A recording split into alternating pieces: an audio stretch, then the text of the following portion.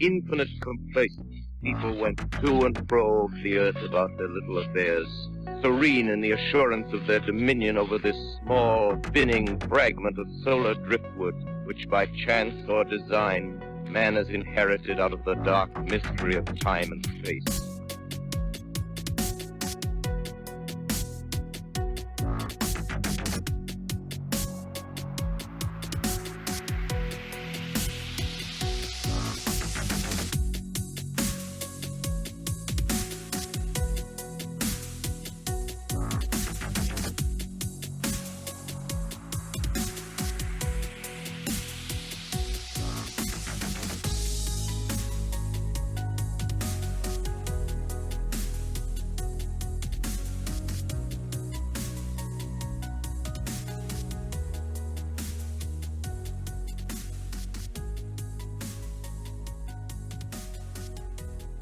Just a few things before we get to this week's episode.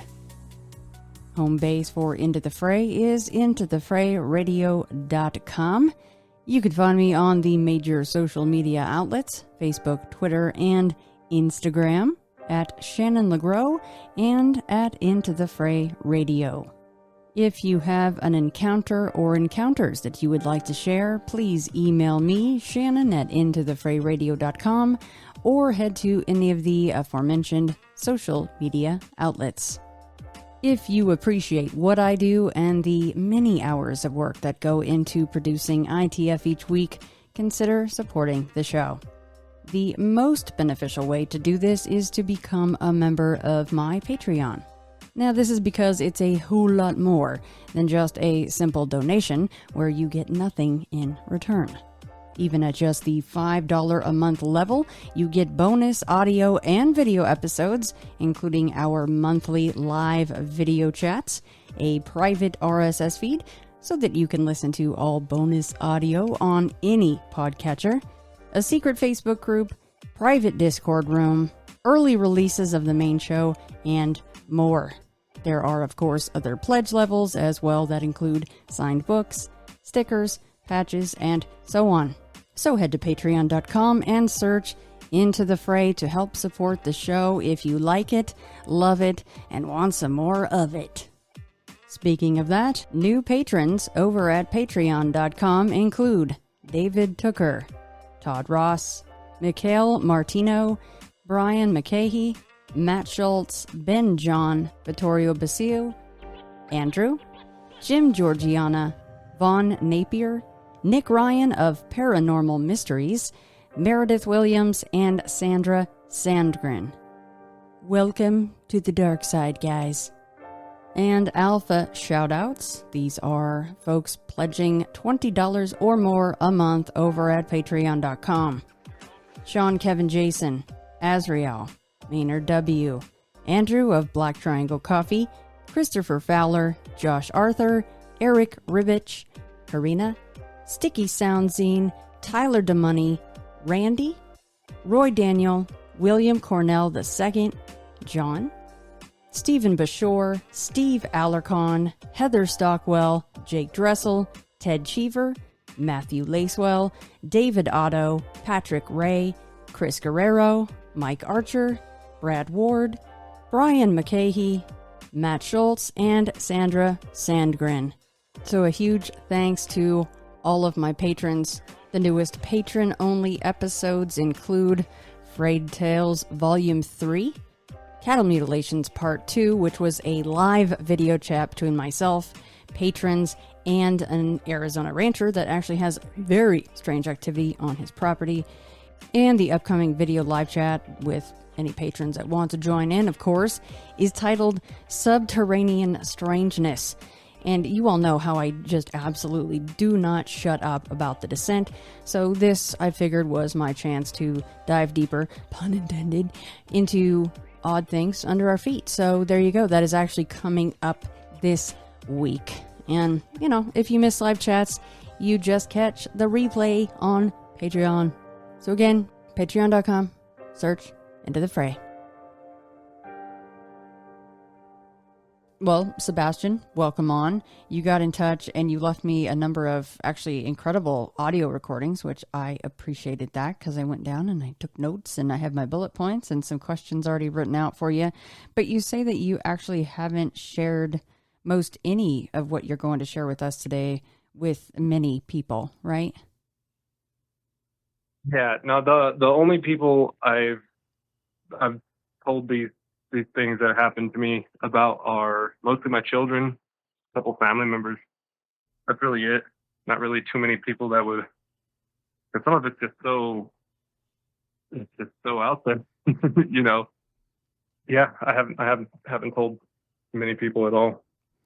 Well, we like out there here, so no worries there. You were amongst kinfolk here on ITF, as you know. Well, yeah, Sebastian, let's go in succession, if you don't mind, because I think a lot of times that can be really important as far as even attempting to put the puzzle together. And I don't know how much you wanted to share. You did a little bit in the audio recordings that you sent me, but just a little bit about your family background. And maybe what your sister was doing. We should wait until that part of the story. It's not that far into everything, but maybe, you know, your grandmother and anything that you might know about. Was anybody else doing stuff that your sister was doing? Well, maybe let's start there. Not that I know of. I do know for a fact that my sister was into witchcraft and the occult, and who really, I don't really know the extent of what she was into, but I mean it seemed to be pretty extreme at the time because I was of age to remember those kinds of things. As far as the rest of my family goes, I come from a pretty standard Catholic Mexican background where, you know, there's not a lot of, I mean, the occult things were very acknowledged, but not, you know, they weren't allowed pretty much. They were frowned upon, especially from my grandmother. My mother herself was, you know, very open-minded towards things and wasn't really a following in the Catholicism. But no, there's, as far as I know, and I've looked into it, I've asked, there's nobody else that really got into anything straying from the path of regular religious practices other than my sister. Yeah, we'll get into that a little bit more. I know that you don't know a whole lot about specifics about what she was doing. Probably best that you don't, right? But okay, so let's dig into this first story here. And this one is, you know, kind of like I call it the devil himself, right? How old were you when this went down, and what occurred for this one? I believe I was about, I want to say between 5 and 7, somewhere in there. I was still little. It was I had frequented back and forth where I live now and where I had lived at as a child. And we had came to visit family. I don't know if it was for a birthday or a holiday or something, as we usually did. And we were at one of my aunt's house, who there's just a whole bunch of stuff that happens in that house. As it is, I mean, I didn't know that at the time, but my mother and her sisters thought that it would be, you know, fun to play a Ouija board. Now, my grandmother was there, and it was me and a few of my cousins. My grandmother knew what was my mom and my aunt were about to do, playing the Ouija board. So, you know, being the traditional Catholic person that she is, she didn't want us around it. She told them not to mess with that, you know. So she took us in the other room. The room that we were in was kind of there wasn't the doors were like kind of like vented, like closet doors, kind of like they opened inwards and outwards. I'm not really too sure how to explain. Pretty much there's not a lot blocking what could be seen or heard. We were there watching a movie or something, and my mother and my aunt, you know, they were messing around with the Ouija board, asking just random questions, not getting any responses, nothing really weird happening during the session. A little bit after, we all come out of the room. My mom and my aunts decide to try to get a hold of some of our family in Mexico. And when they they had called, I don't know, it was one of our cousins or something. When they had called, a man had answered. He pretty much was just saying that he was resting and not to bother him. So they're like, okay, normal enough. Hang up.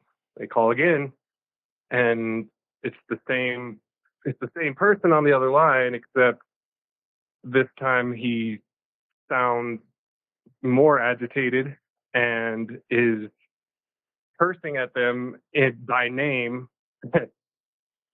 claiming he was the devil, pretty much, and telling them that he was resting. This is his time, blah blah blah.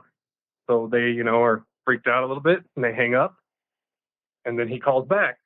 He calls back this next time, and when they answer the phone, it's him cursing at them again. But they hear a lot of people sounding like they were like screaming and in pain in the background.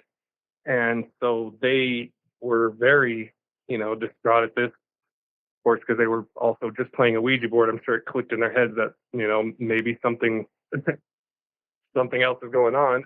So they took the phone out of the wall. Their phones attached to the wall. There's so many people that don't know that. And so they disconnected the phone and just kind of put it off to the side, and it started ringing again. They picked it up, and they said all that was heard was just screaming and men, women, voices of agony. At the time I was being a kid, I just I knew what the Ouija board was. I didn't really get the extent of the things that they were doing and the repercussions of it. So later on in life, after asking, because everybody was clearly very, especially my grandmother, and that they were freaking out. They were freaking out. After I got a little bit older, I had asked, my mother and her eldest sister, what really happened. Because the occult became something that is a great interest of mine as I got older. They explained everything to me, and it's just been one of those things that kind of, I don't know. That's just the earliest thing that I can remember that was otherworldly, I could say, that happened in the whole slew of events that I've witnessed and been a part of. Yeah, that's pretty much the first thing that I can remember that I can't explain. From what I remember, I do remember the phone being, disconnected and ringing, and the panic, and then once they told me everything else that was said, and it just was very very odd, to say the least, shocking even. Yeah, so this story that you just told took place in Colorado, and then we've got some other stories coming up that take place in another state. But so obviously a couple things stand out quite a bit, and I am also of the age to remember phones that actually plugged into the wall, and they had these long curly cords, and that is the type of phone that normally, if you disconnect that phone, is not going to ring. It didn't have any kind of internet connection to it, nothing like that. So yikes on that. And of course, to call a wrong number, and then to have that wrong number know your name, and then to eventually hear people screaming in agony, I mean, you're kind of going, whoa, this is some really dark stuff. No matter what, is kind of odd, and you don't know how to explain that. I mean, it's like you got the phone call to hell there. Yes, and the thing was is that they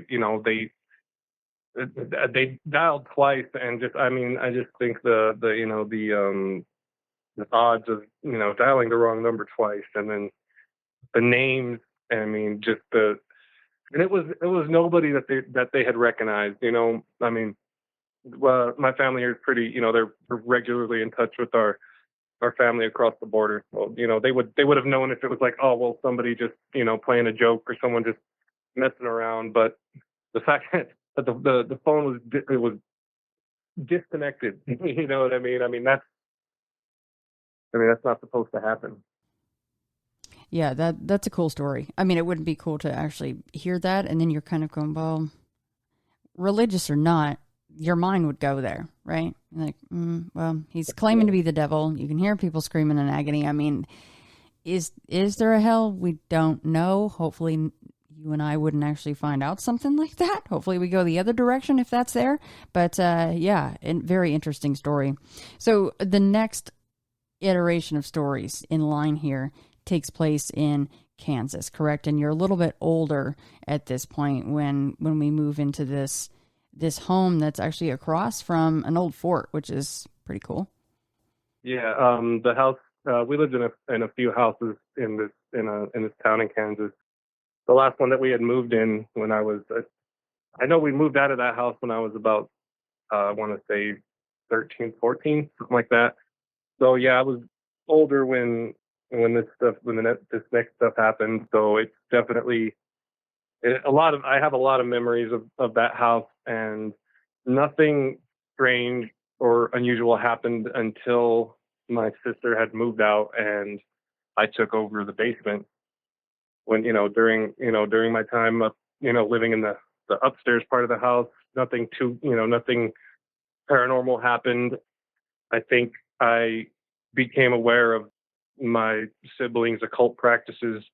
I was old enough to know what was going on, and I found it interesting as well. My mother at the time was she was working full time, and so it was pretty much just me and my sister. So I was aware of what she was into to the extent I don't know even now when I try to bring up a lot of the stuff that some of the experiences she had.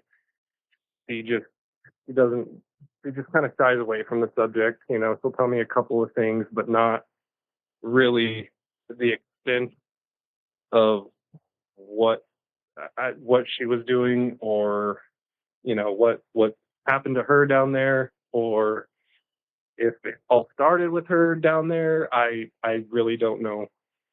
Give a little background on the house there. The house was I'm not sure the age of the house, but the location of it was directly across from the old fort grounds. They had made the fort a historical site, so it was all pretty much left as it was since the Civil War. But this house was directly across, from our backyard, just across the street was the beginning of the fort grounds. It was all right there. Yeah, I'm not too sure about the age of the house. I just know that the way that the house was set up was that the basement was, you could tell at a time, it was like a full apartment basement. There was a bathroom, there was a kitchen kind of setup going. It looked very 60s, 70s, those kind of retro kind of colors. But by the time we moved in there, it was starting to be, dilapidated and kind of falling apart. But location was something that I didn't really think of as far as any of the paranormal stuff that happened there until, later on, as I reflected, well, maybe, being in a site where there was obviously a lot of pain and a lot of serious things going on in life, that maybe some of it stuck around, or maybe it left kind of a magnet for spirits or something. Well, yeah, and then I imagine whatever had gone on at the fort mixed with what your sister was doing down there. I'm sure that was quite the combination. So you say that it ramped up after she left, though, right? And then after she left, you essentially moved down into the basement, correct? Yeah. I can't, like I said, I can't really remember anything happening while she was living there. I mean, like I said, I did know the stuff that she was into, but she was an older teenage sister who didn't want me in her room, so I kind of stayed out as much as possible. But yeah, when she left, I took over the basement. Well, yeah, let's talk about what went on with you down there in the basement once you moved in. The thing that stands out the most, and I could still see it. It's very much burned into my head. The first thing that was I was laying down. I remember it was summertime. It was, summer break, school. It was like maybe 2, 3 in the morning, somewhere around there, because I was watching MTV where they used to play music videos during the nighttime. And I'm laying down in my bed.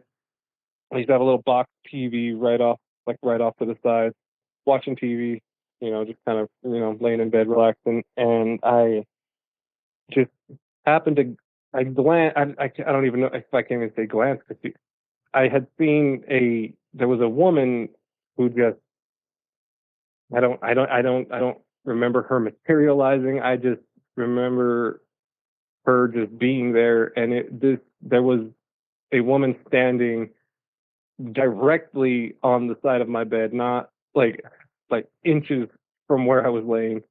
And I remember looking over and seeing her, and I screaming, and I was terrified.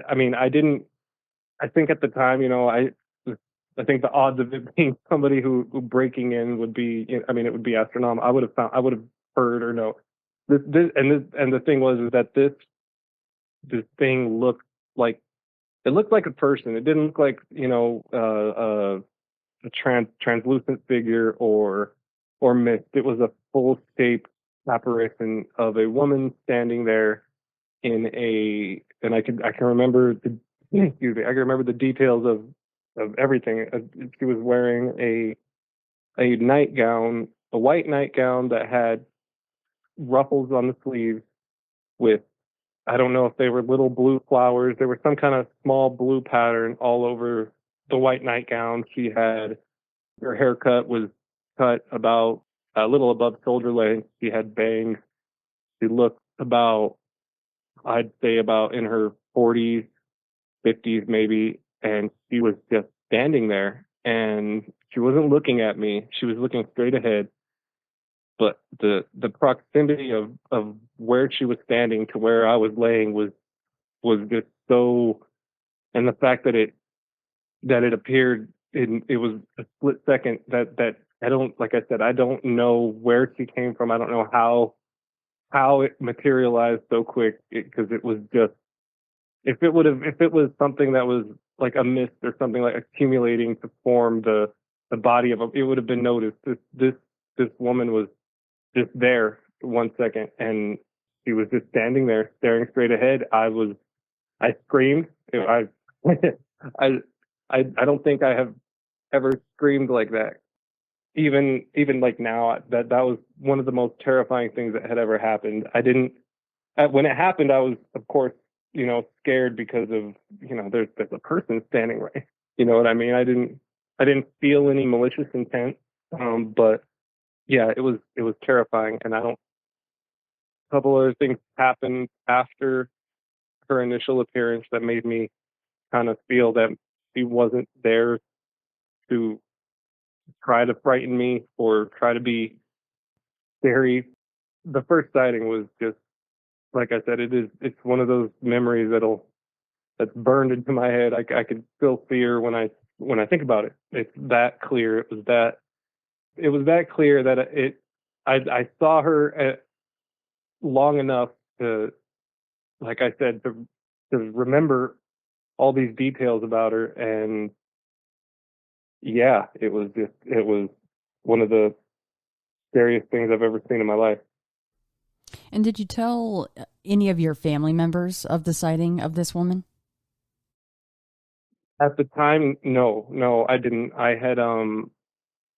didn't tell my sister or my mother about that until sometime after we had already moved out of the house. And, every once in a while we'll recount some of the stuff that happened to my mom and to my sister as well, and we'll kind of just share our experiences. But at the time, no, I didn't. I'm pretty sure, because of the size of that house and where I was at in the basement, when I screamed, there was the only other person that lived in the house with me at the time was my mother, and her bedroom was at the top floor. This was a two-leveled house with a full basement, so I was in the basement, and she was in her room at the top level. I was too terrified to even.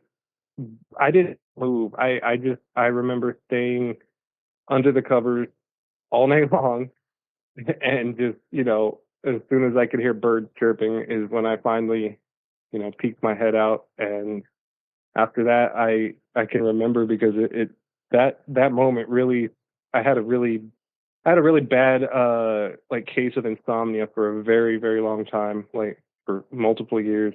I've barely started to get it managed recently in the last few years. But after I had seen that woman, I would intentionally stay up all night long, especially like during the summer break. I wouldn't go to bed until the sun came up. And it was specifically because I was I was scared. Now, how different do you think that experience would have been? And granted, already terrified you enough, rightfully so. How different would it have been if she had interacted with you in any way, shape, or form, even just simply looked down at you?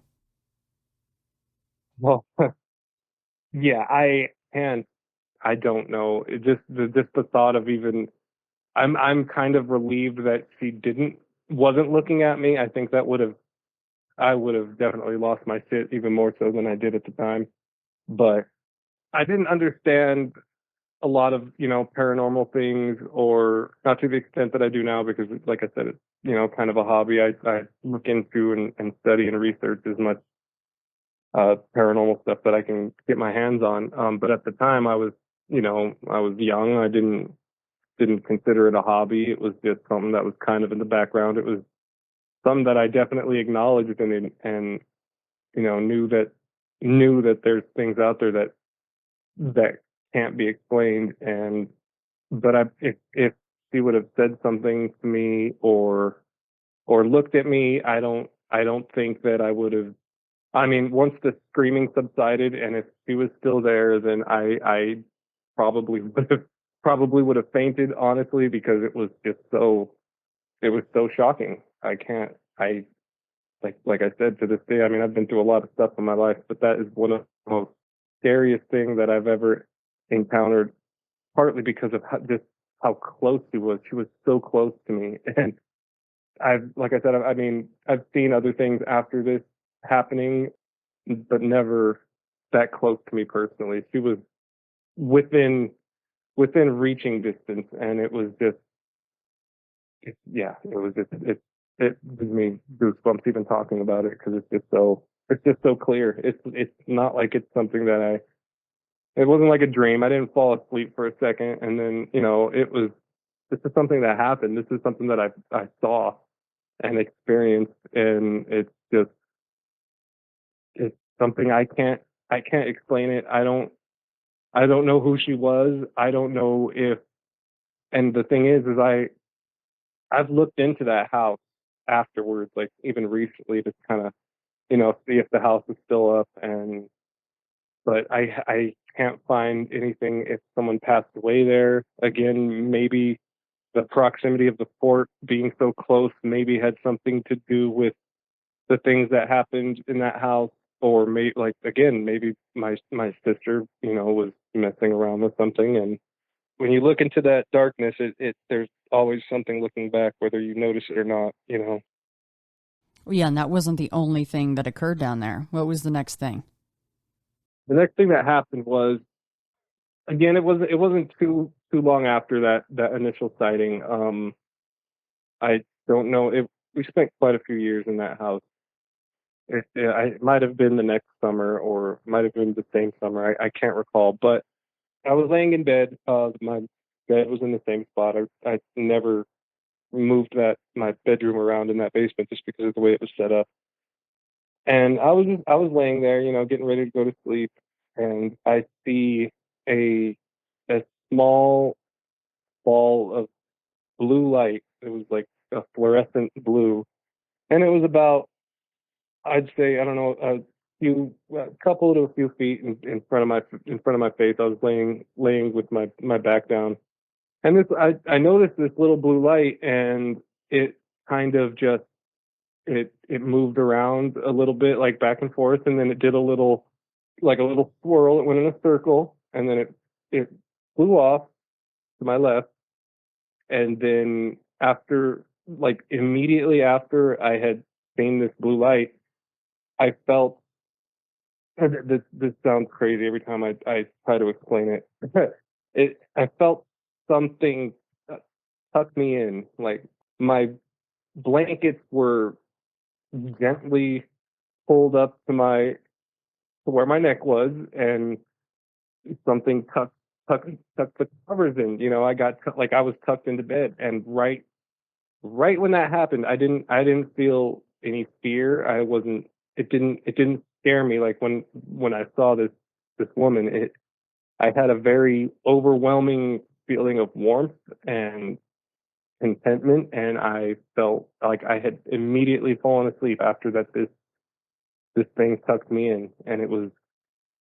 I mean, it was a beautiful feeling, and I think that I personally think that this light was just probably. I just have a feeling that it was this same woman that I had seen, just kind of reassuring me that she wasn't trying to scare me.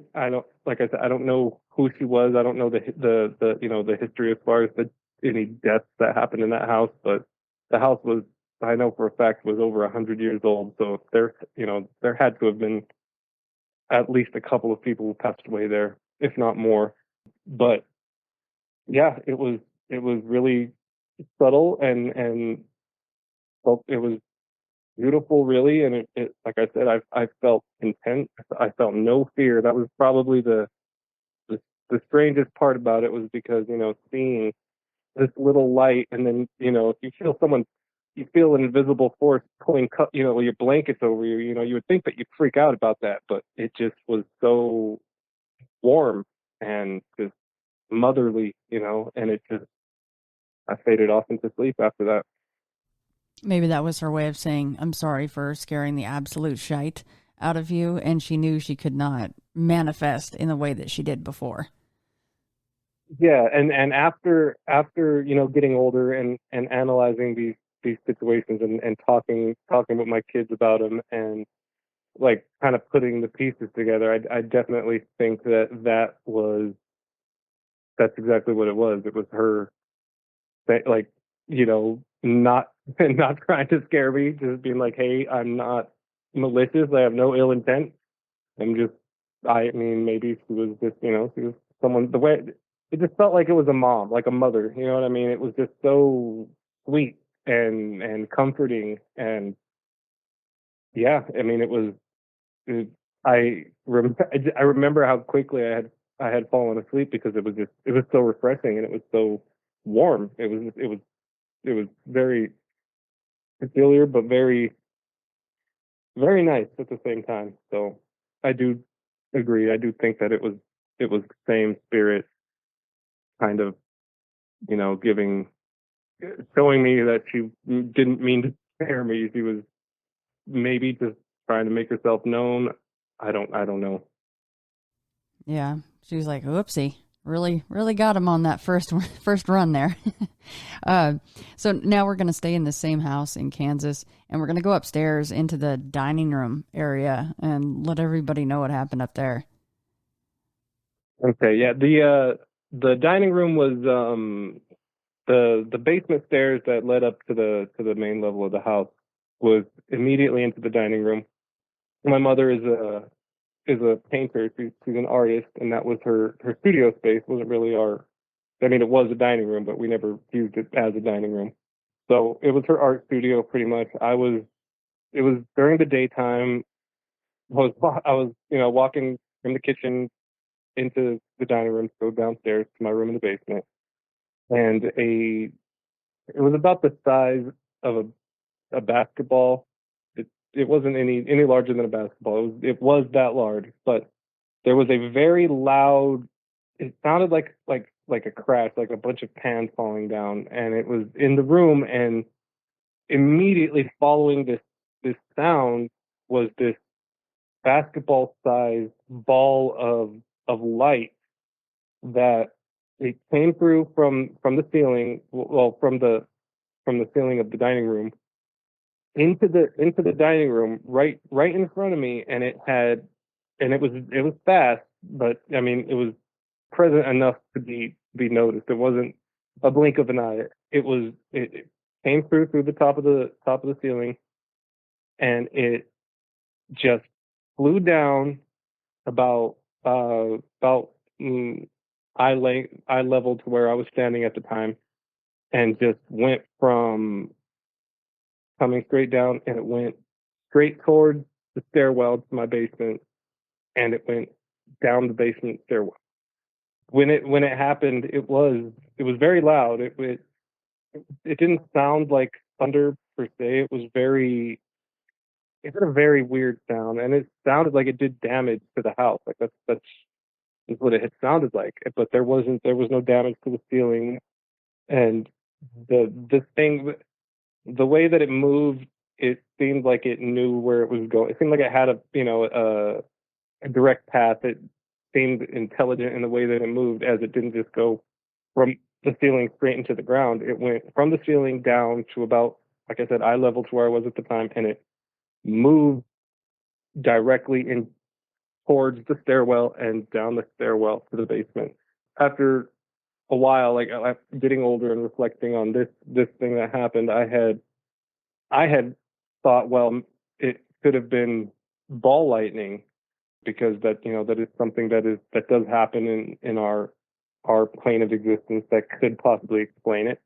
However, I don't think that, I know that they say, like, from my research, is that ball lightning can move, in certain ways, not just straight up and down, but whatever this was moved. It went directly downstairs. Like I said, when I got older, was just researching all kinds of different odd things that happen in our world. The ball lightning was the closest thing that I could say that if it has an explanation, then that's what that was, because of the sound that usually accompanies ball lightning is the same kind of sound that I heard.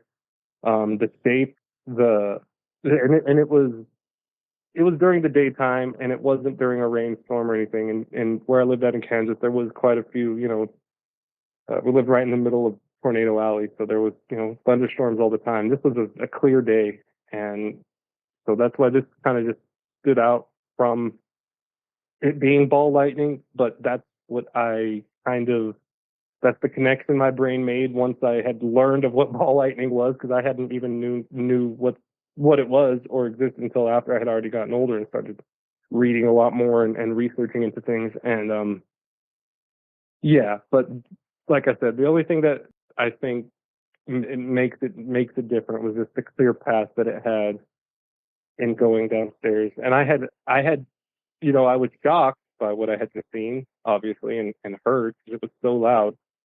And I went downstairs. There was nothing like distraught. There was no burn marks anywhere. It was just gone. There was no trail of slime like Slimer leaves behind in Ghostbusters, right? That would be pretty amazing.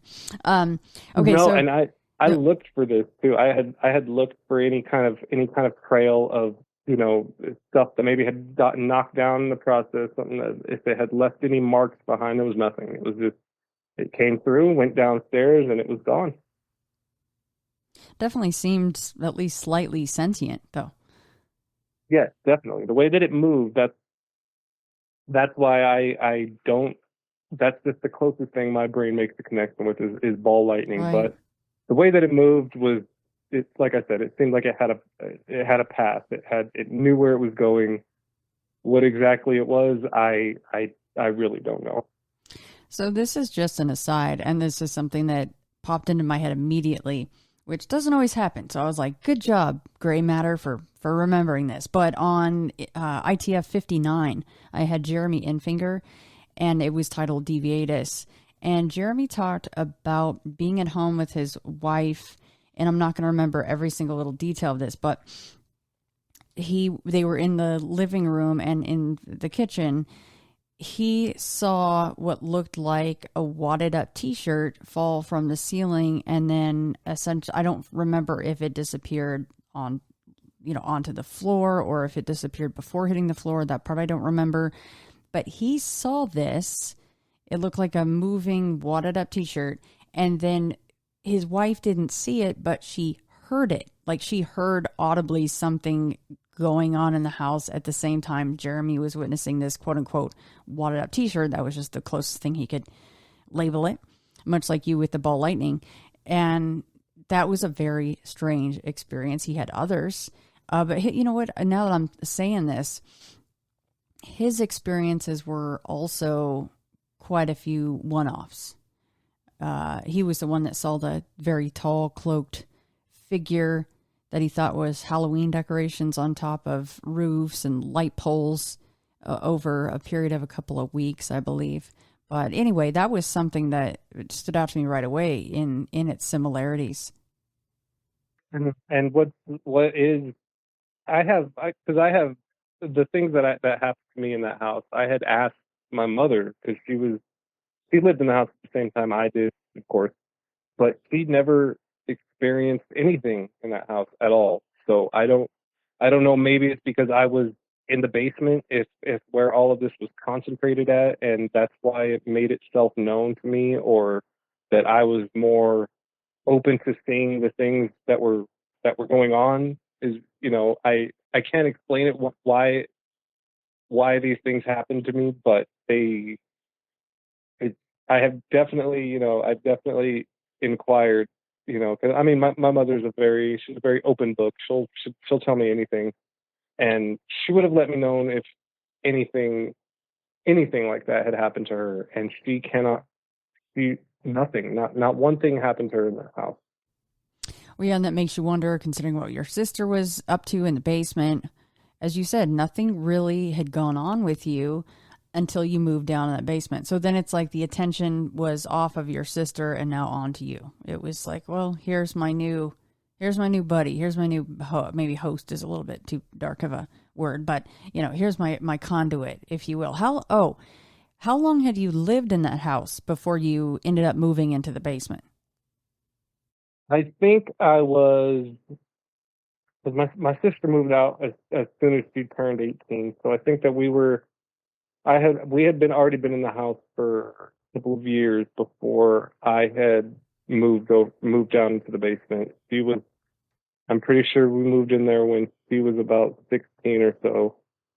Yes, like I said, as soon as she was of age, she moved out, and I took over her basement dwelling.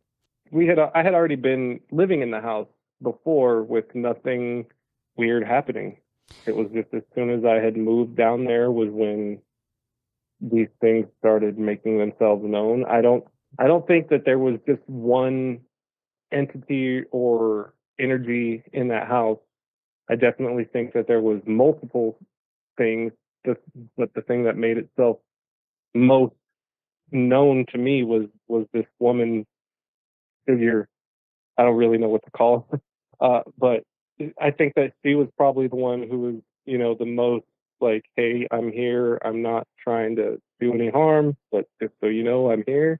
And I definitely think that there were other things in that house because of the ball lightning thing that happened, because that just the aggression that thing had when it crashed through the ceiling, and it was like, it seemed like it had a mission. It was going somewhere, and nothing was going to get in its way, and it was very loud when it happened.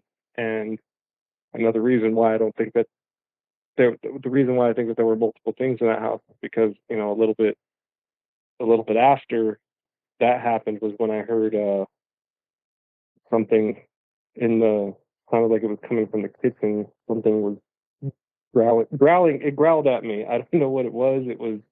This happened maybe because it all happened within a couple of years.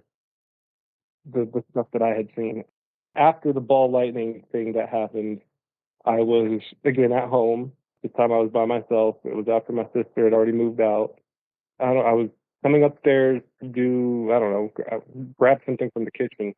And as soon as I had gotten to the top of the stairs and getting ready to turn into the kitchen, there was something that was very loud, and it was very animalistic sounding, and it growled, and it wasn't just like a little grunt. It was a very audible, lengthed out growl, and it sounded like it was coming directly under the sink, in the cabinets under the sink, or in that vicinity.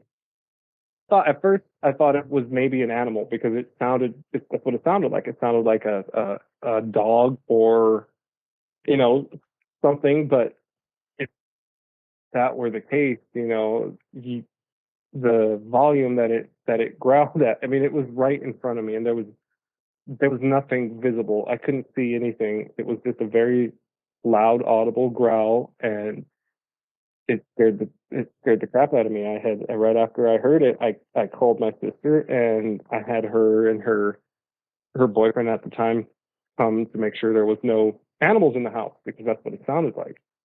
And it was just, when there was nothing there, it kind of further, added to the theory that there was more than one thing that took residence in that house.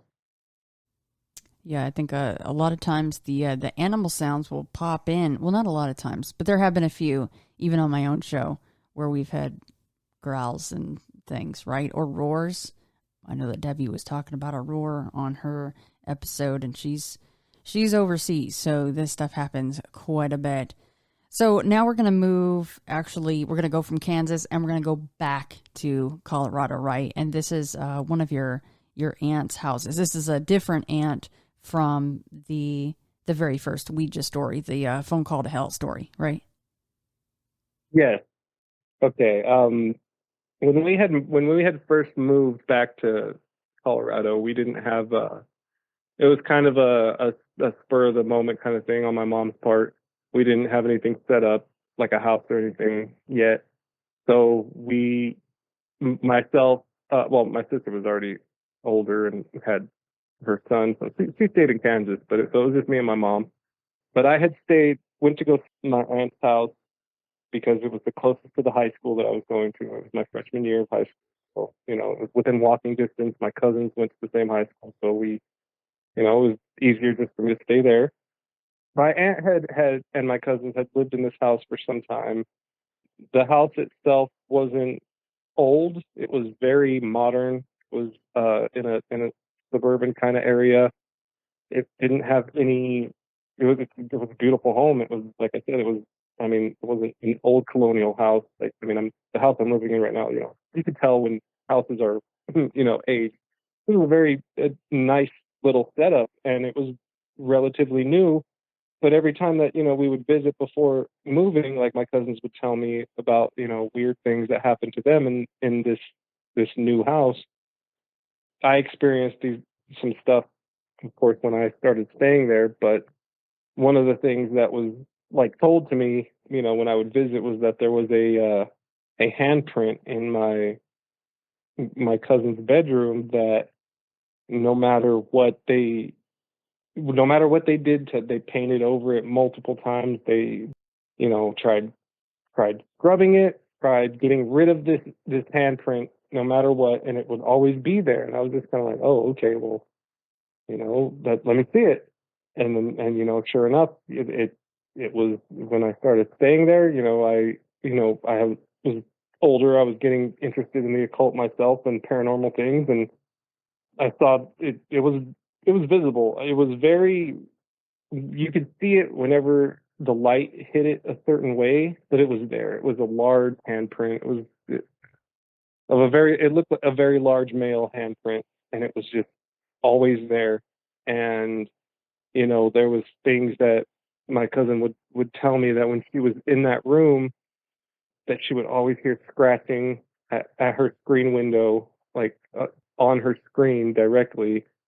And she would, when her dad was living there, he'd always, it happened enough times where they thought that there was, someone, either stalking or, a peeping Tom or something, but they never found anything.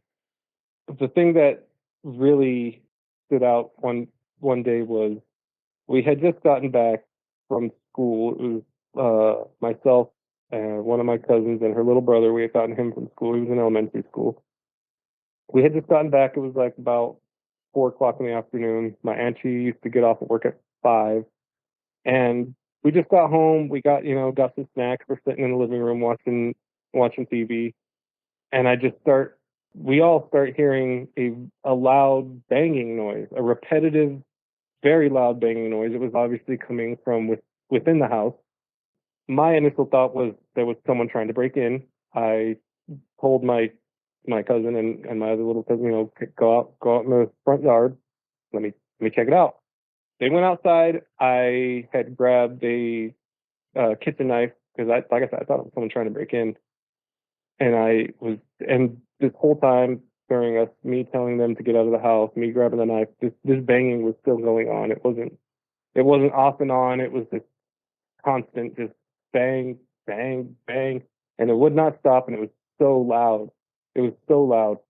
So I'm in the house, not like I'm on high alert thinking, someone's trying to break into this house, and I'm the only one here. I'm the only, I'm the only one here that's, that could, I don't want my cousins getting, hurt or anything. So I'm walking down the hallway, and as I'm walking down the hallway, because I mean, this was a smaller house. I mean, it was new, but it was definitely a smaller house than, my previous house that I lived in.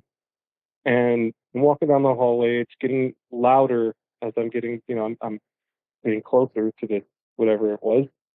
And I get to my auntie's room, which was on the right side of me.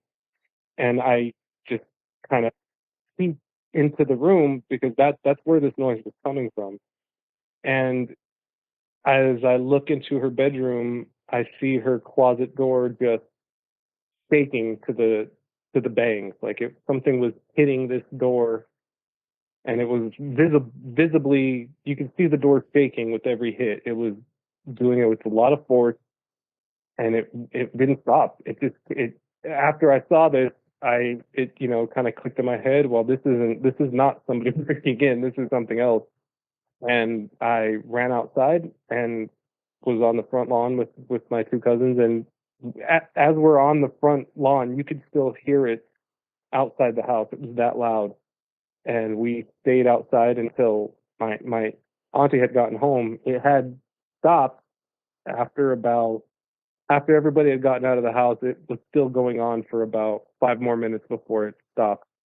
And when it did, my auntie got home, and we told her what happened. She tried to, after this had happened, and after I had got, like, I've talked to my aunt as well. She had seen things in that particular house that she didn't tell us at the time, but she assured us that it was okay. It was just something that happens, and not to worry about it. But it was just very, very loud and very violent, and visibly, like I said, the force that this thing was banging on the door was just. It was just so loud. That's like one thing that we heard it outside on the front lawn. It was so loud. And that was one thing that happened one of the most memorable things. Another time when I was... before you move on, Sebastian, just really quick, sorry. Was it as if the banging was coming from inside of the door and pushing out, or that it was somebody or something invisible, obviously, pushing from the outside in?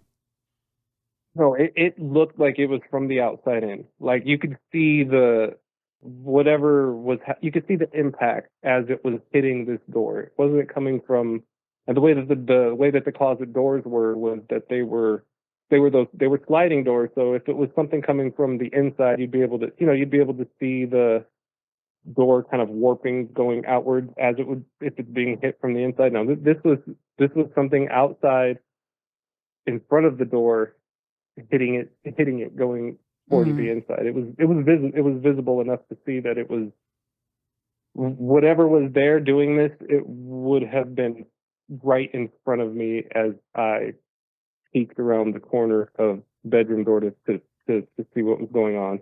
I got a good enough look to see the door moving as it was being hit.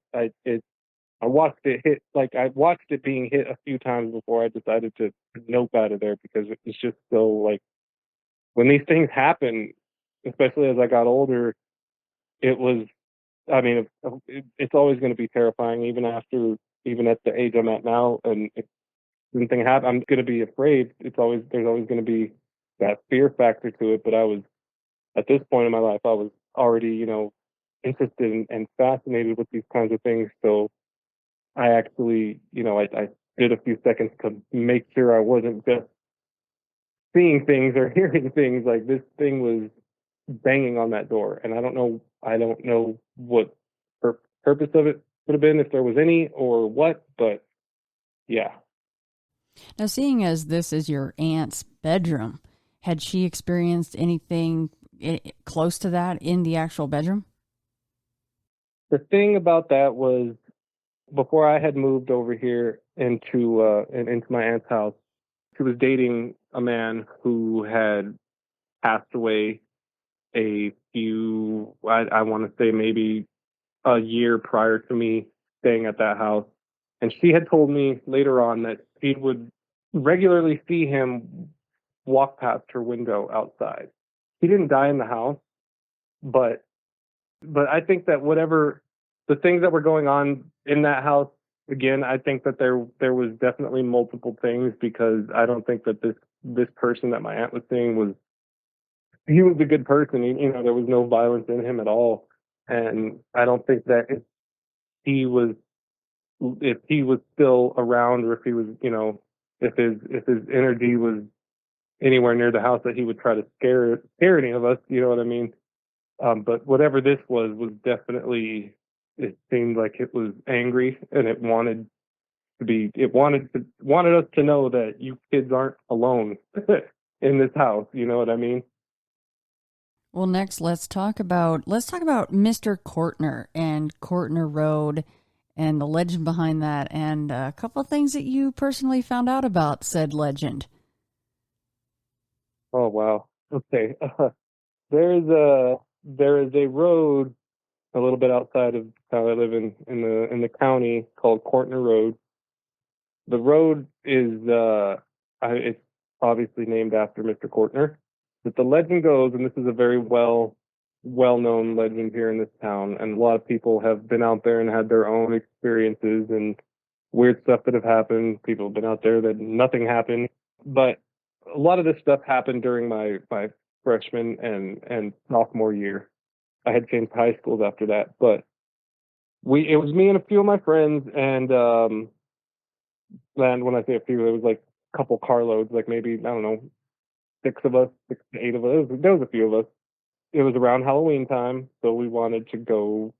We heard, the legend of what happened at the Courtner house. Now, what allegedly happened at the Courtner house was, a long time ago, that this man him and his family lived in this house out in the county with, I believe it was him, his daughter, his wife, and his dog. And for some reason, there's all kinds of different stories why he did it. He allegedly killed his whole family, killed his wife, killed his daughter, killed his dog, and after killing them, he hung them up in the trees outside of the barn, and then killed himself, including the dog. He hung every.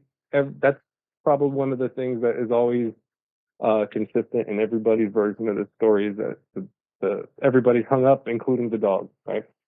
So my friends and I are like, okay, well, we want to go to the Fortner house. And like I said, this is a very well-known place, maybe not so much anymore, but because they tore down the property after a while. But people would go out there and do rituals and just investigate. There was just, it had a lot of activity there as far as people going to it to do for their own reasons. We went out there to just, trying to get a scare, because it was Halloween time. We wanted to, go see if we could see something. We get to the property, and of course, it's, no trespassing. It's locked up. There's a gate. we have to park our cars outside of the gate, and you have to, you have to climb over the gate, and it was a decent sized property. So you'd have to go walking to get to the house and the barn. Where it was located there's a lot of, I don't want to say it was in the middle of the woods, but I mean, it's in a wooded area. Okay. So it's very ominous to say the least when you start walking up that trail. So we park our cars outside the gate, hop the fence. We're walking down the road, getting closer to the house, and we had just gotten to the barn. Now the barn was the main road to get to the house. There was an offshoot to get to the barn, and then a little bit more in the distance was the house. Off straight ahead, barn was off to the left. When we get to where the barn is visible, it's nighttime. We found our flashlights over at the barn. Once we see the barn, we're just standing there talking, and then out of nowhere, it sounded like hundreds of dogs started barking. Hundreds of dogs. It was loud, and it was all around us, and it didn't just sound like a pack of dogs, or coyotes or whatever. These were loud, and there was a lot of them, and it went on for a good 15, 20 seconds of just nonstop barking and growling and just howling and then it just stopped in unison. It all just completely stopped, and it fell silent. There was not any lingering. If you hear dogs barking in the neighborhood during the nighttime, there's always that one that's still kind of going after everybody shut up. Whatever this was, it all was within a second. There was hundreds of dogs barking and then complete silence. So right after this happens, we are very, we're like, well, maybe this isn't a very good idea to keep going. So we are all just kind of standing around, kind of, walking back and forth, not knowing if we should actually go into the house or into the barn. And one of our friends happens to say, hey, he's like, do you guys, is there something in the trees? He sees something hanging in the trees. Okay. And we all have flashlights. We all shine our lights towards where he's shining his light. And there is, I don't know what it was. There was something hanging there. I don't know if it was a person or an animal, but there was definitely something strung up into those trees. And once we saw this, we're like, no, we're not. We don't know if there's other people out there. We don't know if there's, we don't know. So we all start running after all seeing this thing our friend saw. We all start running back towards the cars. And once we get to the cars, one of our friends dropped his keys. Luckily, they were not far. They weren't far. He found them right away, but the cars would not.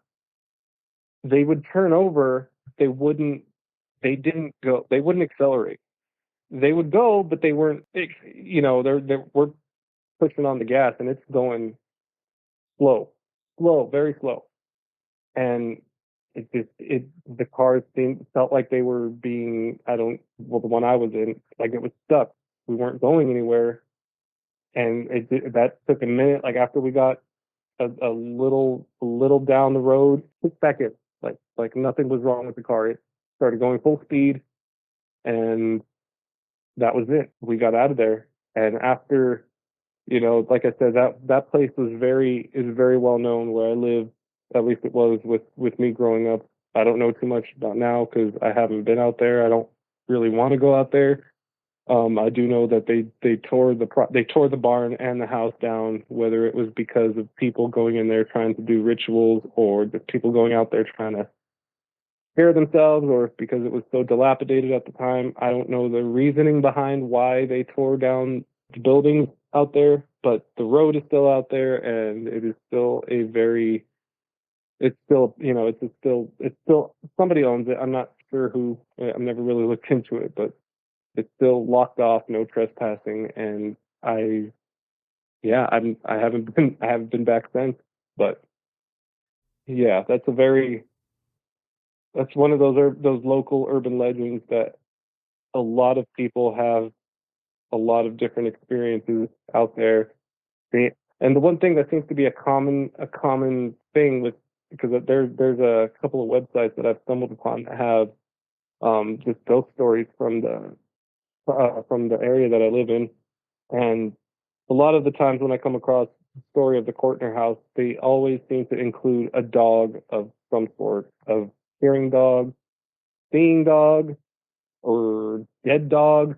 Something with dogs is always almost one of the common things that threads everybody's stories together. Why, I don't know, but I just know that that's definitely one of the things that the dog stood out to me when hearing them more than seeing something in the trees, because we didn't stay long enough to investigate to see what was in the tree. We just know that it wasn't a hanging branch. It was something that shouldn't have been there, and it looked like it was there like something was put there, and what it could have been somebody just, threw something up there to freak people out going on the property. I don't know, but it scared us enough to not want to go any further than between the barn and the house. We didn't even make it into the barn or the actual house. Was it hanging really high up in a tree? God, I'm not good with my measurements, but it was high up enough to where if somebody intentionally put something there to like to freak someone out, they would have had to gone through some effort to do so. Like They would have had to, got get a ladder and okay. or climbed. Yeah, it was high up enough, but it was also very obvious that whatever it was, it didn't. It was, like I said, it wasn't. I don't know what it was. It was something that was not a part of the tree. Like, you know what I mean? It wasn't just a hanging branch. It looked like there was something, I don't know, like like something strung up, like with a bed sheet or a noose or something. It was something hanging, and we didn't want to. Well, first with the dogs going off, and then right after that, seeing that, we didn't want to. We didn't want to find out. We didn't want to know. We didn't want to. We got enough of our scare for that Halloween. It was terrifying. To me, it sounds like the dog portion might actually be true in this legend, because of the fact that it sounds like the animal gods are pissed off at the whole situation that Mr. Kortner caused by, it's bad enough you kill your wife and child, but insult to injury, you have to kill and string the dog up too. And the whole hundreds of barking dogs, which they stopped barking at the same time, which was such an interesting part of that story. And I can picture that in my mind, how shocking that would be. But the fact that all those dogs started barking, I'm like, that he really pissed the animal gods off there. But a question that you may not be able to answer is, had they at any time, had they ever raised or bred a whole bunch of dogs on that property? That I don't know. I'm not too sure. I just know that it's a very an old legend, but that there's, like I said, the thing that's always in the story that's consistent is him killing the dog and him stringing it up, and also that being something that people experience when they go out there is something with the dog. As far as them raising dogs, I'm not too sure. The area that it was in is definitely where they do, it's pretty much farming area out there. So, I mean, it's possible. He definitely could have been, especially since it happened so long ago. But yeah, I couldn't say for sure. No, that's okay. Yeah, and so other people have experienced the multiple barking dogs plus car trouble out there. Have you read anything about that? It's always something with a dog. Like I said, I've read a few stories. There's a lot of them online. Like I'll do some digging and I'll send you some links to the stories that I found. That, like, there's a lot of ghosts, a lot of legends and stories that are connected with this town. But the ones that I read when coming across the stories of Kortner Road or the Kortner house include a dog of some sort, whether they be barking dogs, seeing a dog, Mm. seeing dead dogs. Oh, Something geez. with dogs is always something that's in. See, it was the insult to injury that did it. It pushed it over the edge. Like, Mr. Courtner, you did not have to string your dog up, dude. Like, come on now. Yeah, it's a bit much. That's definitely Yeah. a bit much. All right, so next we're gonna play a little hide and seek in a cemetery. My friends and I, after I had changed high schools, it was still in the same town. We would just, it was a smaller group, I'd say, not maybe about the same size. We would go to the oldest cemetery in town, and the largest, which was Rosemont Cemetery. Pretty sure that's what it is, Rosemont, something Rose. And we would go out there at night, and we would, jump the fence, and we would play hide and seek. And we had done this a few times. Like, it was something that was like becoming our little get together thing to go out in the middle of the night and smoke our cigarettes and go play hide and seek in the cemetery. We had done this a few times with nothing happening. We all had, my friends and I had just gotten into the cemetery this one night. We decided to go play. We all had a specific, very large mausoleum that we would all meet at. That would be kind of like base camp. We'd meet there after so long if somebody couldn't find someone or, whatever. So we're walking down the road to go to this mausoleum, and we're not too far into the cemetery. We're far enough to where we're past, you can't really hear cars or anything anymore. We're getting going in there, and we're walking, and we see one of my friends sees a little, like, the best I could describe it after I saw it was it looked like someone smoking a cigarette in the dark. Like, you see the orange ember burning. It was off in the distance, but it's very noticeable. It's pitch black. You could see, one of my friends sees it. So we all stop, like, oh shit, well, maybe it's the caretaker there or somebody else, We stop, and we're watching this little orange ember it looked like someone smoking a cigarette. Like, when you take a drag of a cigarette, it obviously glows brighter. That's what it looked like. It did that a couple of times, and it was small. So we're looking at this thing, and as we all stop and, like, notice it, and we're all watching it, this small little orange ember grows. It gets large. Like, it gets big, like the size of a baseball, maybe a little bit bigger, into a large orb, definitely larger than the ember of a cigarette. And it's still the same color. It's like an orangish, an orange color. And it starts coming towards us, like, very fast. And we're all watching this. As soon as we see it grow and start moving, we all start running. But we're far enough into the cemetery to where it's a good run. It's not just the exit's right there. We have to run a good distance. And as we're running, like I said, there was a few of us. A buddy of one of the friends that was right next to me, he was like, do you see them? And I was, like, what are you talking about? And when we looked around, there was what looked like they looked like shadow people. They were they were human outlines. There was no details you could see, but just black outlines of people running off because we're on a road, and they have the roads out there in the cemetery. They're large enough where we could all stand in a side by side, and there's enough room. But these people, or whatever they were running along in the graveyard with us. And not only were they, like, running at the same time on both sides of it, there was a lot of them. They were, like, ducking behind headstones. Like, you'd see them for a second, and, like, with the background of the lights of the other parts of town that surround the cemetery, like, you would see these outlines of people, like, intentionally running and then just ducking behind tombstones. That's what it looked like to us. I don't know, like, maybe they were just disappearing, but it looked like they would drop. Like, every so often, one of them would go behind a tombstone, and then there'd be another one running right along with us, and then it would disappear behind a tombstone, and they were just there was a bunch of them, and they were running along with us.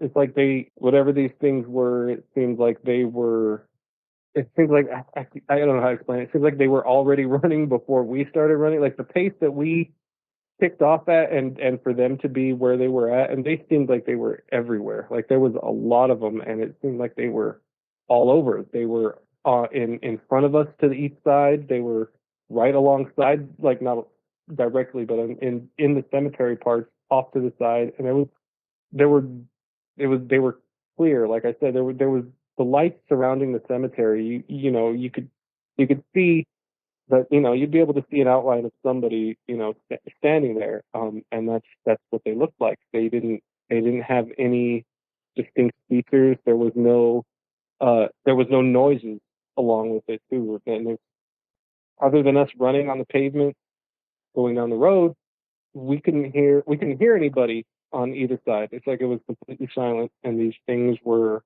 running along with us, kind of, and ducking behind stones, and just kind of, I want to say, chasing us out. I don't know. It was just so odd because we had been there multiple times before with nothing strange happening in that cemetery at all.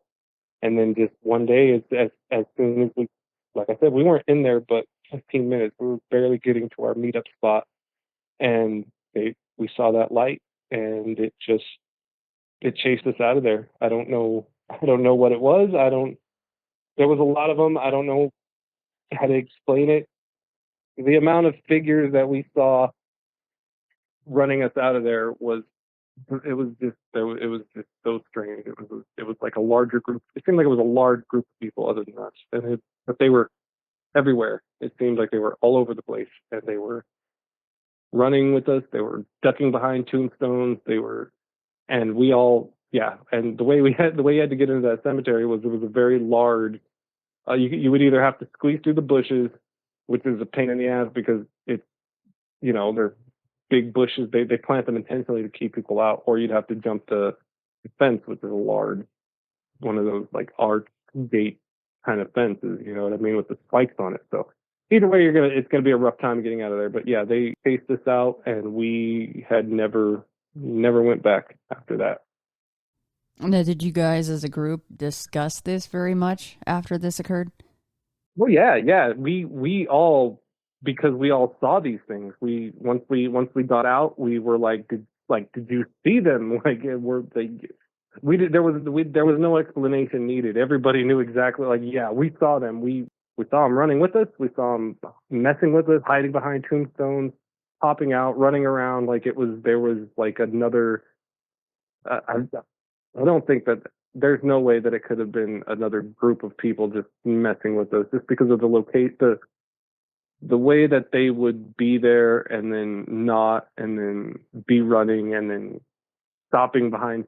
It was just so weird. And it was, like I said, we all saw them. It was a decent sized group. We all saw the orange ember at first because it looked like someone smoking a cigarette. That was our first thought. We're like, oh shit, we're going to get in trouble because there's some, the caretaker's here and he's just out there doing his job and we're trespassing, Little tiny orange light grew and it started coming towards us. We run, and these things are all over the place. They're every which side of us, in front of us, off, like they're there.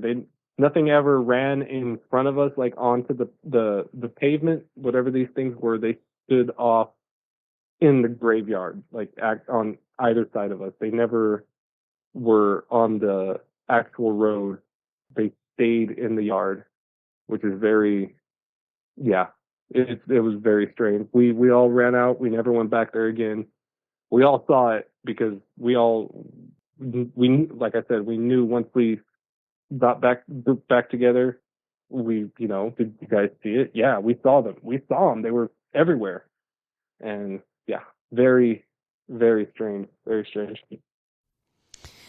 There's obviously some similarities between your account that you just said and my own. some differences also as well, but I know the feeling of looking over and then, oh, there's something paralleling you, which should not be there and doesn't look like it belongs there at all. Of course, the major difference is, and this goes back to your sighting of the woman in the nightgown with the little blue flowers. How I said, oh, did she interact with you? How different would that have been for you? And you said it would have been pretty bad. It seems like these things were interacting with you guys quite a bit more, obviously, than mine were. Mine did not look over. They didn't flip me off or wave at me or anything like that. They all just were trained, I mean, from what I could tell of a head, right? No definition, just like your description. It didn't interact with me. And I think that would have changed that experience greatly. But to be chased out of a cemetery by a whole bunch of them, yeah, I wouldn't be going back there to play hide and seek. Yeah, exactly. And that was definitely the intent. Like, get out. You shouldn't be doing this. This is ours. You don't belong here. What you guys have been doing is not, it's not respectful. It was whatever was there starting off with that light. It did not want us in that cemetery. And we've never been back. I don't have any loved ones or friends or family that have passed on that are buried in that cemetery. I have no reason to go there. So I don't. After that, and that happened a long time ago. I'm in my mid-30s, and it's just not. Yeah, it's just something. It's one of those things. Like, a lot of these things that have happened. I've told my children as a warning per se, because I have a daughter who's 16, and it's like, don't mess with things you don't understand. Like, observe, study, learn, of course, but don't try to mess with it, because things will happen that you don't want to happen, and believe me, they will. If, like I said, if you're intent on finding these things, on them finding you, they'll find you. Like, it'll happen. That's why I am a lot of these, because I watch so many like paranormal videos, and there's a certain feeling you can get if it's something that's legit compared to just a bunch of crap that someone's just messing around to get views on. And the ones that are, to me, that are genuine, is you can just tell, you can just feel that some of these people that go out to investigate these certain things, I don't know if I could say they do it with the wrong intentions, but they are opening up themselves to something that nobody understands completely, or even a little bit. And it's just something that, like I said, I've experienced a lot of these things, and they have stuck with me enough to where I know to not, like I said, I'm very interested. I read and watch videos and listen to your show, other shows, but I will never, of the things that I've been through, I won't put myself out there in a position to where that they will know that I'm looking. Yeah, well, little did you guys know, they don't need a security guard at all at that cemetery. No, they do not. They're sicking the guard dogs out. All right, well, next we're going to talk about the I'm going to call this one the Kool-Aid kids. Oh, snap. Okay. So a friend of mine, he was staying at his grandma's. Like, him and his brother, they lived at his grandma's house. Again, we're all teenagers. Teenagers have a thing for basements. They stayed in the basement. Before they had moved in there, their uncle was living there in the basement, and he would always tell them, he was like, "Hey, you got to leave something out for these." Well, I mean, I think they were kids as well. Some kind of child entity, or one or multiple.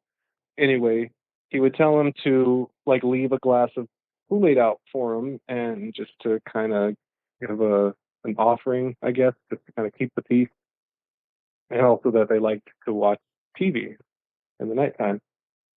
When I first started hanging out with them and, like, sleeping over there and stuff, I was just kind of like, oh, well, Like my friend one night, we were getting ready to crash out, and he poured a cup of Kool-Aid and just left it in the little area between the laundry room and the bedroom that we all slept in. And I was just kind of like, well, what's that about? And he told me, he's like, oh, well, there's ghosts here, and they're kids, and they like their Kool-Aid, and they like their TV.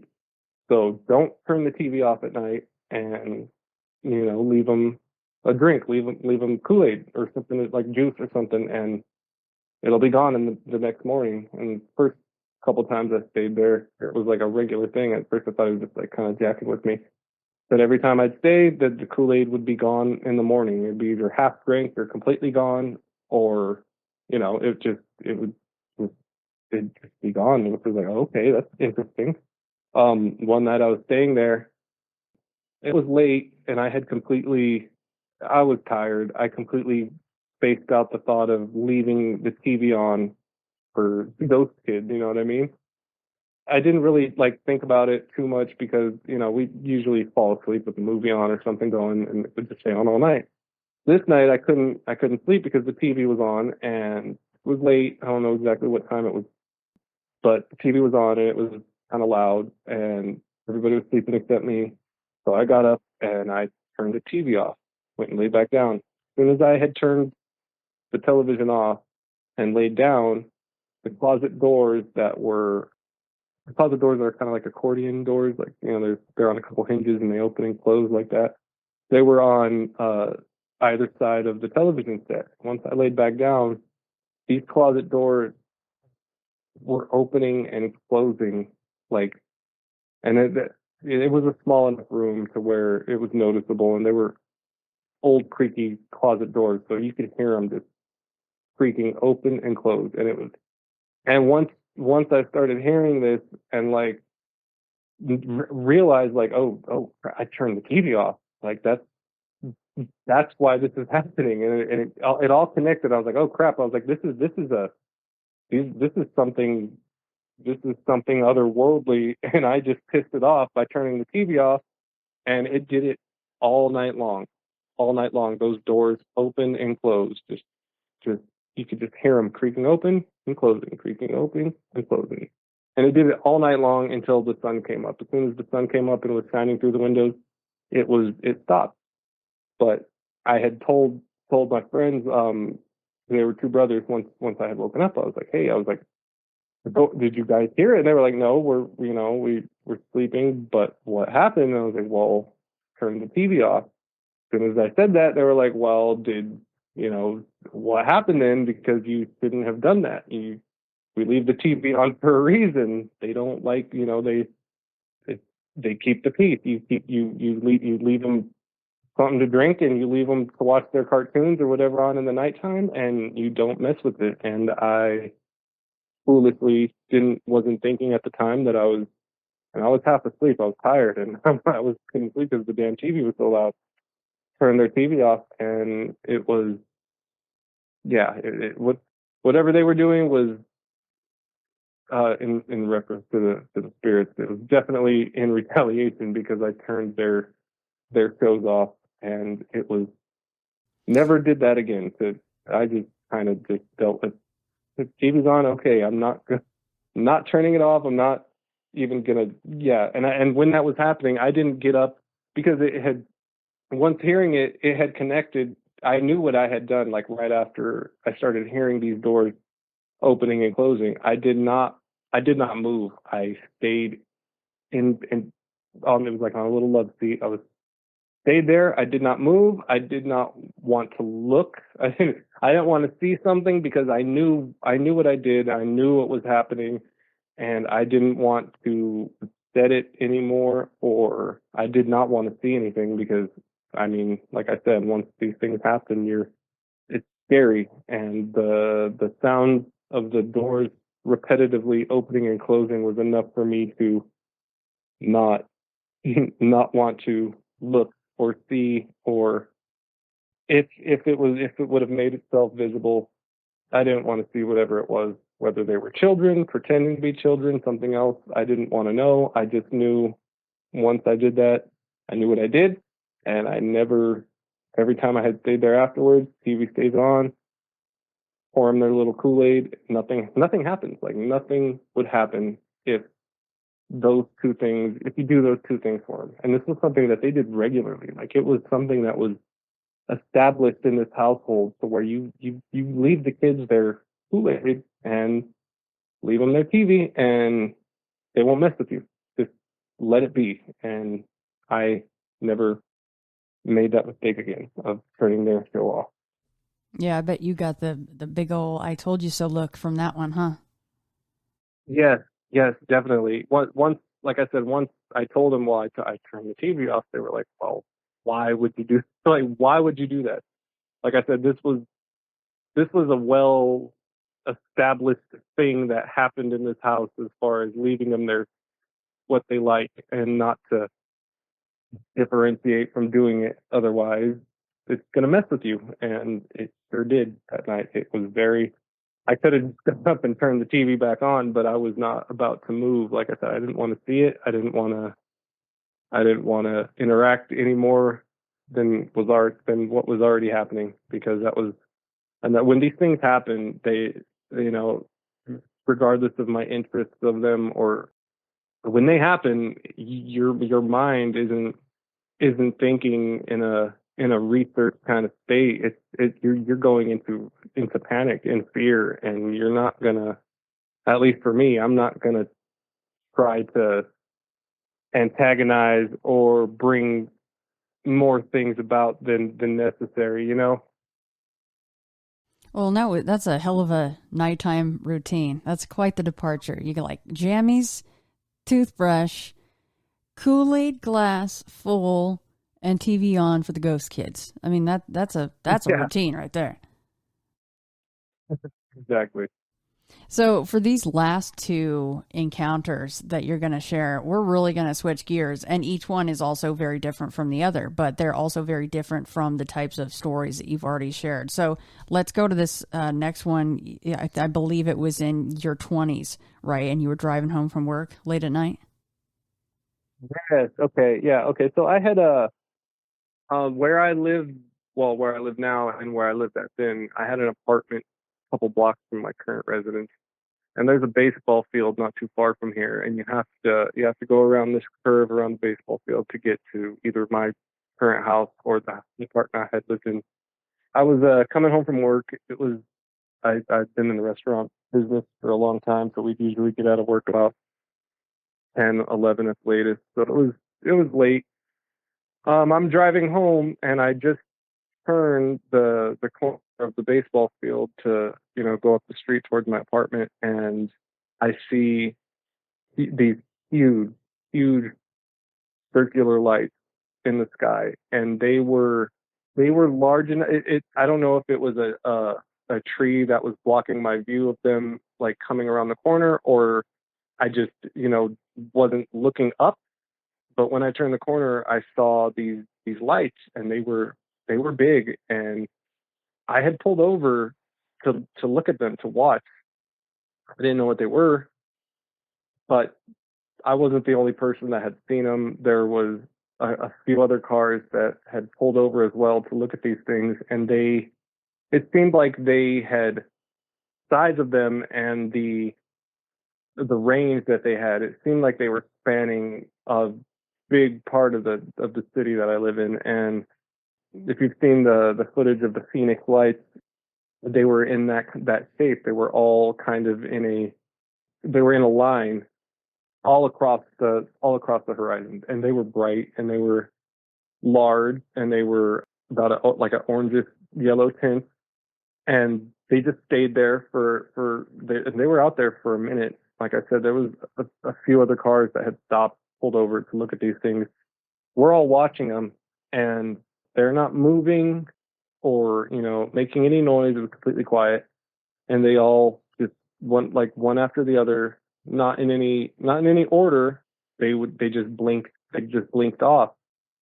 But these things were huge, and they covered a good portion of the city. And I'm pretty sure that it was even on the news at the time that it had happened, because I've told a couple of friends at work about this, a couple of older people, and they remember seeing it like in person, not just on the news. They remember seeing the exact phenomenon that we saw, because these things were so large that you couldn't mistake them for weather balloons or satellites or airplanes. They seemed like they were close enough in the atmosphere to where they were huge, and they were bright. They were very bright.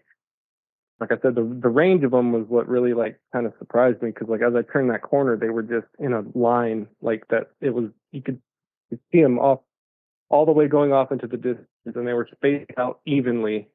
And I don't know what it was. I definitely think that there's otherworldly things that like to visit every now and then. But at the time, it was just, when you see something like that you grow up hearing about UFOs and all of this, and seeing videos and whatnot of them. But when you actually see them in person and other people are there, which was probably the best part about that experience, was it wasn't just myself. It was other people had pulled over to get out of their cars, and we're all just looking up at the sky, looking at these things. And then, years later, to talk to a couple other people about this thing happening, and them to remember it themselves. Like, yeah, we remember when that happened, because we saw it. We went outside and we saw it ourselves. And then, like I said, I'm pretty sure it was on the news at some point, because they couldn't explain it. Where I live at is very close to a military base. So, of course, first rational explanation was that maybe it was a military craft of some sort, or craft, but we never got any confirmation of yes or no it was. They don't like to disclose information like that anyway.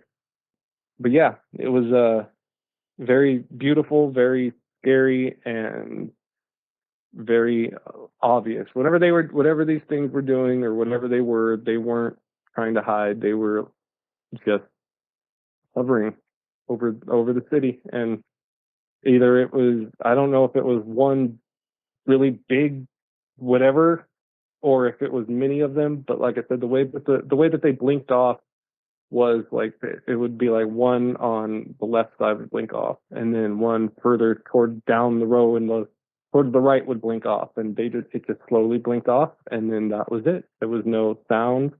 There was no, they didn't fly around. They didn't do any weird maneuvers or anything. They were just a big line of lights that were, whatever they or it was large, and it took up a big part of the sky, and a lot of people saw it. So that's just it's probably the only UFO or UAS experiences that's the only one I've ever had, but it's something that it was very obvious, and it was shared too. So that's like kind of a good justification that I'm not losing my mind when I'm, some of the stuff that I'm experiencing, and a lot of people saw these things, whatever they were. Yeah, I did a cursory search, and unfortunately something that took over that search for this area was the fact that a lot of people saw Starlink in that area. I think it was last year, or maybe even this year. So when I did the search, that's pretty much what the majority of what popped up was. But maybe between you and I, in the coming days and weeks, we can try to find some more info on that. That would be pretty cool. All right, so this next one, or the last one, I should say, is something that I personally would absolutely love to witness. And you're part of a handful of people that have come on ITF that has actually seen one of these. So yeah, go right ahead with this story. Where I live at, there is a kind of a road that goes kind of down towards the boonies. It's like you got to travel through the boonies to get back to two main parts of the city, to travel from the east side to the south side. And I'm driving down this road, and it's sunset. The sun's going down, and I see something flying in the sky, like an animal. And at first, I thought it was a hawk, or occasionally see eagles around here. This thing was huge, and it was flying low. So I slow down, and I'm watching it as I'm driving, and the direction that it's facing towards the sun. So I only was able to see the outline of it, but as I'm watching this thing and I'm, analyzing what I'm looking at, like, well, what could this be? Is it a hawk? Is it like, it's way too big to be a hawk? It's too big to be an eagle. This thing is big. It wasn't astronomically huge, but it was very large. But as it turned, and like I'm watching this thing fly, and it's not it the way it's flying. It's not flying like a large bird does. Like it's not the. I don't know how to explain the way it was gliding. Like certain birds, when they flap their wings a few times and they kind of soar a little bit. This thing was it would flap its wings once or twice, and then it would just it looked like it was just gliding, and then it would do it. But as it was turning towards like the so its profile of its like turning, and I could see its profile was it had an elongated head like a pterosaur, and the wings, because of where the position that it was flying towards and the sun was shining through it, you could see it looked like the wings had a membrane. There was no feathers to this thing. It looked like bat wings. They were large. They had, it looked like they had points on the ends of them, but you could see through them, which was, something that kind of, other than the shape of the head, which really stood out. I'm like, am I really looking at this thing? And I'm watching it, and as it turns, I see a tail, which is, and not a, like, birds don't have tails like whatever this thing was. And I'm in shock because this is something that I've read about. Of course, there's been sightings of these things all over the place. But when I saw it, and I instantly, once it turned, I was like, this is a effing pterodactyl. Like this thing I'm looking at a pterodactyl. Like it was, the characteristics of it were just so, they were just like stereotypical. It had the long beak, the elongated, thing sticking out the back of its head. Its wings were large and had a membrane in between the spaces of it. Just the way that it was flying too, because that's what first, made me kind of stop, like, what kind of bird is this? And then realizing it wasn't a bird was because the way that it was flying. And the way I'm driving down the road and I'm following it as best I can, because the road only goes one direction, and this thing was flying towards the sun, or towards the sunset, and it just flew off. It flew off into the distance. I couldn't see it anymore, but the details of it were clear. It was clear to me what I was looking at, and I was like, no, nobody's gonna believe this.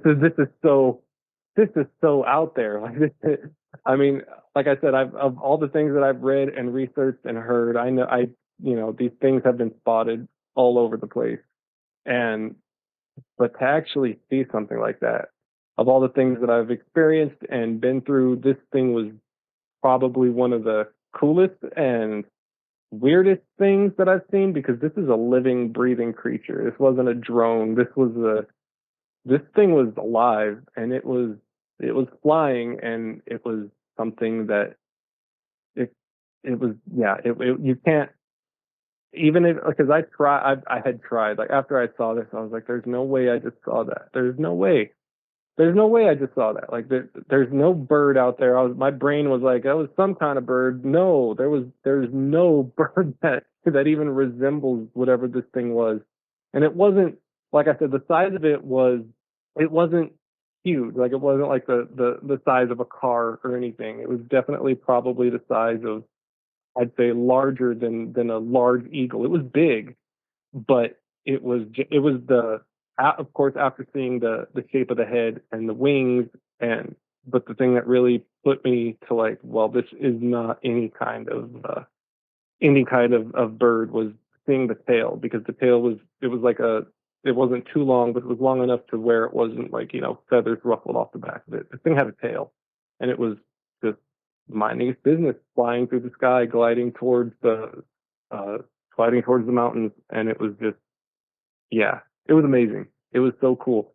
And I've told, like, of all the things that I've shared with my kids or my family, or like the couple of people that I have told the experiences that I've had, that's probably the one that gets the most, like, yeah, right, dude, you're tripping. You didn't see that, or you mistook it for something else. blah, blah, blah. I'm like, there's no way that it was something other than some kind of pterosaur, just because, like I said, when it turned to when it started gliding towards the side and you could see the profile of the thing, it was clearly what it was. It had the head was just like you see in all the dinosaur books and all of that, and the wings were, because at the time I'm trying to process it as something I had seen before, like I said, some kind of bird, some kind of eagle, hawk or something. But like I said, the membrane between the wings, because of the way that the sun was shining through it, like you could see through the wings, like it was like a bat wing. But this thing wasn't a bat. It was, I can't describe it as anything else other than some sort of pterodactyl or pterosaur. And I'm very happy I saw it when I did, and to be able to see it enough to where it didn't just disappear. It was just minding its business, not like it was didn't care if somebody saw it or not. It was flying through the sky, and yes, it was probably one of my favorite things that I have seen, because like I said, you grow up with, well, at least I did, fascination of dinosaurs and the things that used to live on this planet that supposedly don't anymore. And just to see something like that is just like, what are the chances or the odds of these things, still being around, still being somewhere that, man has not tore down or been through or discovered. And after seeing it and realizing what it was, the different accounts that I've heard and looked up, people also seeing these things around, they match the way that it flies, the way that it's described. I mean, it's pretty obvious description, you know what I mean? You can't deny it. You can't mistake it for something else. But your brain is trying to be like, these things are supposedly been dead for millions of years, and you see it, and it's just one of those once in a lifetime things. Hopefully more than once in a lifetime, but when it happens, your brain is just not, your brain's not ready for it, and you're trying to make an excuse for it of being this or being that. But at the end of the day, when you see the details that you see, at least the details that I saw of it, there's no mistaking what it was, and it was one of the most awesome experiences I've ever had, for sure. Yeah, I'm very jealous of that one. But when you said like the membranous wings, I thought, oh God, just don't say that it was wearing a duster jacket and a hat, right? Because then we all got some serious problems. Right? No, such a cool sighting.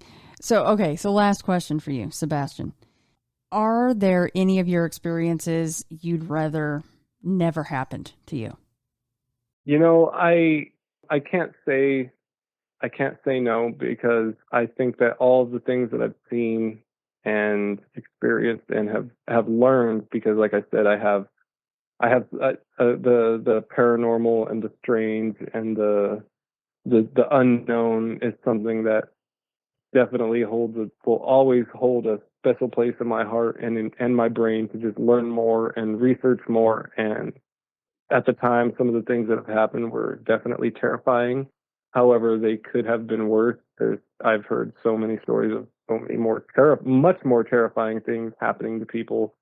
And I think that the things that I've been through and that I've seen and subsequently, researched and learned, I wouldn't change it. I think that I'm very lucky to have experienced things enough to know that what people see every day and what they experience every day, just the mundane, go to work, come home, blah blah blah, that's not all that there is. There are so many things that we don't know about life, existence, our planet, animals. It's just something that if I hadn't experienced the different things that I have, I don't think that I would, for one, be so open-minded with, hearing these things or hearing other people's experiences or new experiences with all sorts of different phenomena, from supernatural and cryptids and all these things. I'm very open-minded, and I'm very grateful that the stuff that I've been through is a lot of it has, at the time of it happening, was terrifying. It was scary, but I would definitely not change it. I think I know that there's a lot of people that have experienced stuff, of course, but the amount of things that I've seen and been through and experienced is just very, I think that there's not that many who go through these things throughout different periods of their life enough to remember them in detail and be able to, hold them as actual memories, and then be able to learn from them and continue to seek them out and seek the knowledge of these things and learning about them. And yeah, I love it. It's, like I said, it's something that's very dear to me. All my kids and my family know how much of an interest anything unknown and mysterious, how much it interests me. And yeah, I love it. I wouldn't change a thing. No. Well, Sebastian, I thank you for your time today profusely and for choosing to share your experiences with us. Thank you. I appreciate you giving me a chance to share it with other people. And your show is so refreshing to hear so many other people that have been through things that they're able to share with other people who have been through similar things. And it's awesome. I love it. I thank you as well.